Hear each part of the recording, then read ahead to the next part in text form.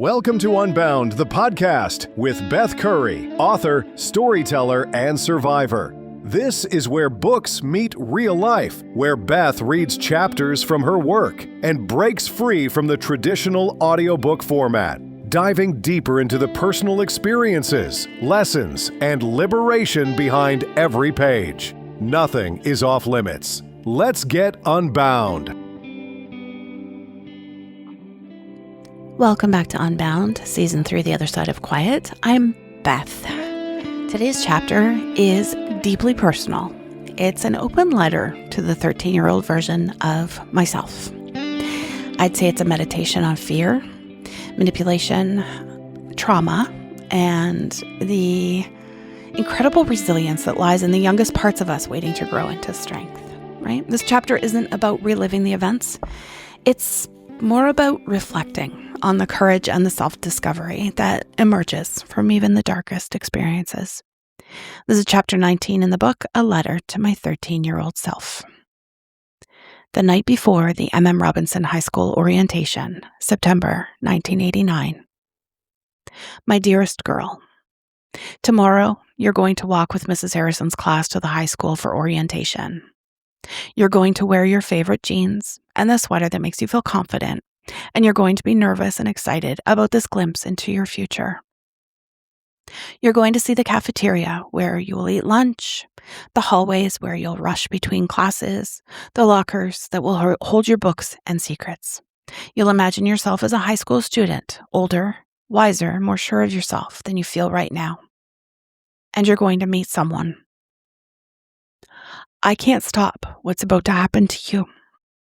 I can't reach back through time and pull you away from that hallway. He can't whisper in your ear to run when he approaches your group with that charming smile. I can't protect you from what's coming as much as every cell in my body wants to. But I can tell you something that 13-year-old you doesn't know yet. You're going to survive this. Not just survive, you're going to thrive. You're going to become a woman so strong, so whole, so magnificently herself, that she can look back at you with nothing but love and admiration for everything you're about to endure. Sweet girl, I know you feel different from everyone else. I know you see the way other kids move through the world with such confidence while you're always questioning, always wondering, always feeling like you're on the outside looking in. Your curiosity isn't a flaw. Your questions aren't problems. Your refusal to just accept things because that's how they are isn't defiance. It's intelligence. It's courage. It's the beginning of a voice that will someday change lives. The teachers who sigh when you ask why one too many times don't understand that you're not trying to be difficult. You're trying to understand the world, to make sense of things that don't add up, to find truth in a world full of comfortable lies. Keep asking those questions, even when it gets you in trouble, even when people tell you to stop, even when the consequences feel too heavy to bear. Your voice matters. Your curiosity matters.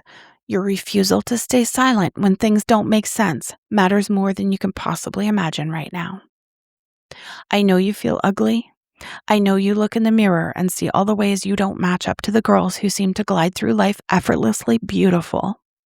I know you think if you could just fix your teeth, clear your skin, lose some weight, maybe then you'd be worthy of love. Listen to me. You are already worthy. You are worthy of love exactly as you are right now in this moment. Your worth isn't determined by your appearance or your weight or whether boys notice you or whether the popular girls include you in their conversations. Your worth is inherent. It existed before you were born and it will exist long after you're gone. It can't be taken away by cruel words or rejection or even by people who try to convince you that you're less than human. The body you're living in, the one you're so frustrated with, so disappointed by, is going to carry you through unimaginable challenges. It's going to be stronger than you think, more resilient than you can imagine. It's going to protect you when protection seems impossible. Love it now while you still can without scars. Love it fiercely, completely, without reservation. Because there will come a time when loving your body feels impossible, and you'll need to remember what it felt like when love was still easy. Tomorrow, when you meet him, you're going to feel special, chosen, finally seen by someone who matters. An older boy, cute, confident, charming, is going to notice you in a way that feels like salvation. It's not salvation, my love. It's the beginning of the hardest chapter of your life. He's going to make you feel like you're in a relationship, like you have choices, like you have power. You don't. What you think is love is actually a carefully constructed trap designed to make you complicit in your own destruction. He's going to isolate you from your friends, make you keep secrets, convince you that what happens between you is too special for other people to understand. He's going to make you feel responsible for his emotions, guilty for having boundaries, and ashamed for having your own needs. And when you try to say no, when you try to protect yourself, when you try to leave, he's going to show you exactly how powerless you really are. I'm so sorry, baby girl. I'm so sorry for what he's going to do to you. I'm sorry for the fear he's going to plant in your heart, the shame he's going to wrap around your soul, the way he's going to convince you that you deserved every moment of pain he caused. You don't deserve it. You never deserved it, not 1 second of it. I wish I could tell you to run. I wish I could give you the words to recognize what he is before he has a chance to hurt you. I wish I could spare you from learning that monsters can look like ordinary people, that evil can wear a friendly face, and that predators are experts at finding exactly the right kind of victim. But if I stopped what's about to happen, you wouldn't become who you're meant to become. You wouldn't learn how strong you really are. You wouldn't discover that you can survive things that would break other people. You wouldn't develop the empathy, the wisdom, the fierce protective love that will someday help other people find their way out of their own darkness. Your trauma is not a gift. Don't let anyone tell you it is. It's a theft, a violation, an injustice that should never have happened to you. But what you do with that trauma, how you transform it, the way you refuse to let it define you, that's going to be magnificent. There's going to be a boy named Nate. You'll meet him in April, and he's going to change everything for you in the most beautiful way. When you see him for the first time, stepping between you and your bullies, never taking his eyes off yours while he handles them, that's what real protection looks like. That's what real love looks like. He's going to love you in ways you didn't know were possible. Patiently, gently, without conditions or demands or threats. He's going to see your worth when you can't see it yourself. He's going to believe in your goodness when you're convinced you're poison. And you're going to be too broken to accept it. You're going to push him away because you'll believe you're protecting him from yourself. You're going to convince yourself that you're toxic, that everyone you love gets hurt, that the safest thing for him is to stay away from you. It's not true, sweetheart. Love doesn't make you dangerous. Love makes you human. But you won't understand that for a long time, and that's okay. Nate will wait. He'll understand. He'll love you through your inability to love yourself, and he'll still be there when you finally learn how. Your roots will always be tangled, he'll tell you years later, and he'll be right. Some connections transcend time and circumstance, and all the ways people can hurt each other.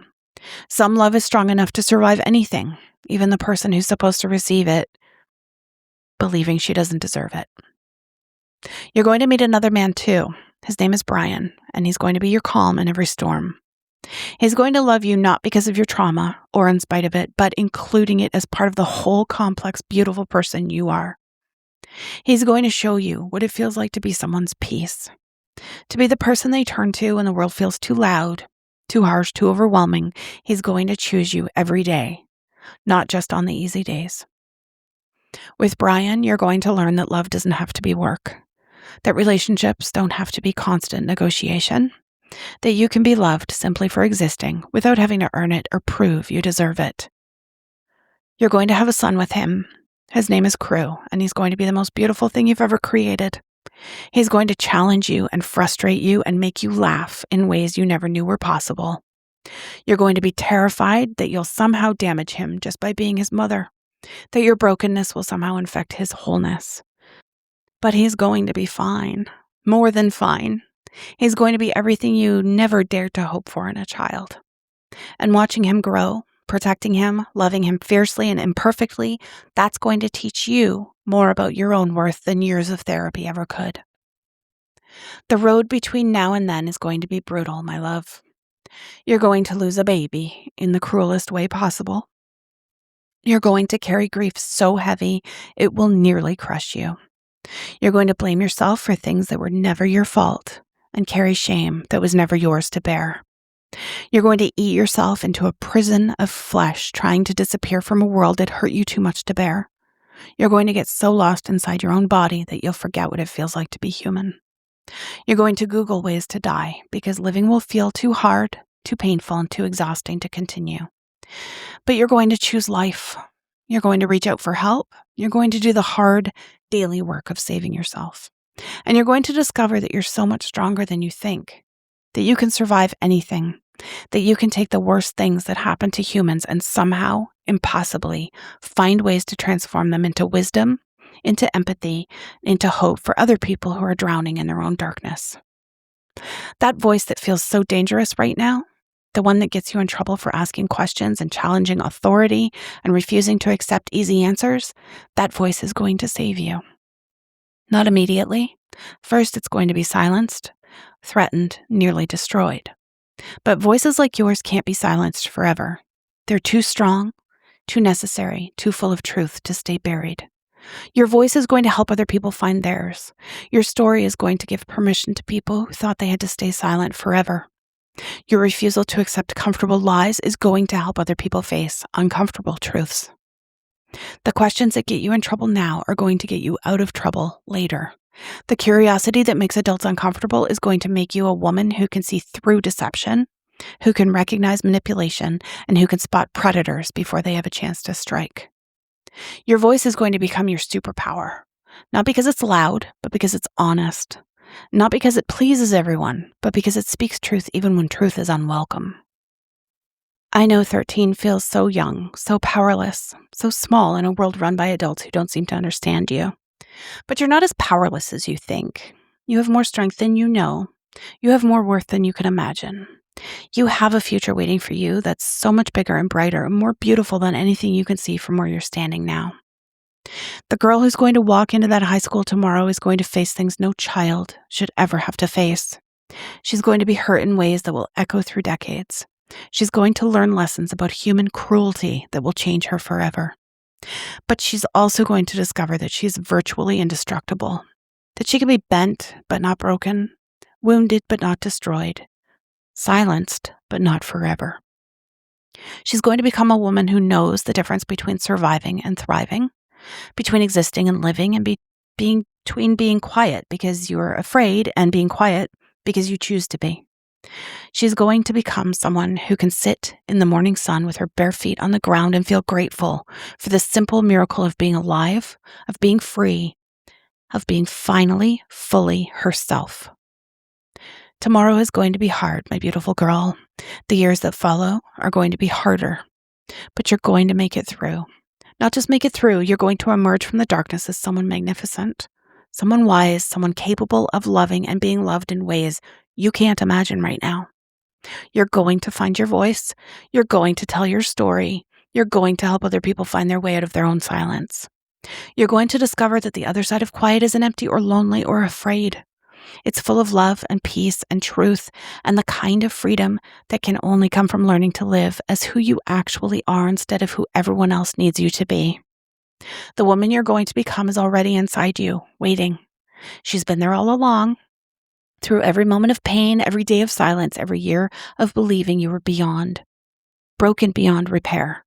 She's the part of you that keeps asking questions when asking questions is dangerous. She's the part of you that keeps hoping when hope seems foolish. She's the part of you that refuses to accept that this is all there is, that this is all you deserve, that this is all you'll ever be. Trust her. She knows the way. And remember, always remember, you are loved beyond measure. You are worthy beyond question. You are stronger than anything that tries to break you. The story that starts tomorrow is going to be painful, but it's also going to be extraordinary. And I can't wait for you to see how it ends. With all my love and all my faith in who you're becoming, your future self. P.S. That sweater you're planning to wear tomorrow, it does make you look confident. Wear it with pride. You deserve to feel beautiful because you are. So writing this letter to my 13-year-old self is kind of one of those exercises that feels simultaneously intimate and surreal. Now, one of the things I want to say first is that this was the very first thing I wrote for this book. I wanted to write it, and then I wanted to kind of write my story around that. Yeah. So I started with this letter. And writing it, it was almost like I was kind of standing beside her, the old me, offering guidance while recognizing that some of the pain she's about to endure can't be avoided, right? And then there's a paradox there. I think you can't shield someone from trauma, but you can teach them what will sustain them through it, right? Like self-worth and curiosity and resilience and all that fun stuff. One of the central threads in this chapter, I think, is the power of voice and curiosity, right? Like even as a child, asking questions and refusing to accept easy answers were acts of courage and not defiance, in my opinion. Trauma and abuse often teach children that their voices are dangerous, right? And that their needs are, as I've said a million times, inconvenient. Revisiting that moment through this letter reminds me, and anyone listening, I guess, that curiosity is not a liability. It's one of those superpowers we all talk about, right? It shapes the way we navigate the world and how we recognize manipulation and, in the end, protect ourselves and other people, right?